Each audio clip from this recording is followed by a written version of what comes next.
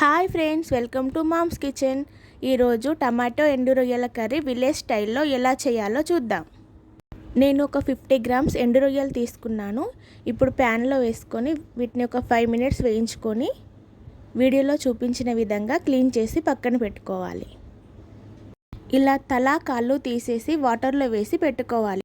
ఇలా చేయడం వల్ల రొయ్యలు క్లీన్ అవుతాయి. 1/2 కేజీ టమాటో తీసుకొని కట్ చేసి పెట్టుకోవాలి.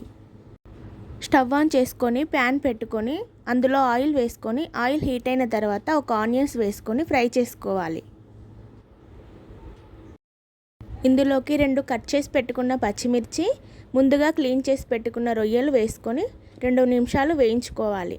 అల్లం వెల్లుల్లి పేస్ట్, 1/2 స్పూన్ పసుపు వేసుకొని వేయించుకోవాలి. 1 స్పూన్ కారం, 1 స్పూన్ సాల్ట్ వేసుకొని కలుపుకోవాలి. ఇప్పుడు కట్ చేసి పెట్టుకున్న టమాటాలు కూడా వేసుకొని కలుపుకోవాలి.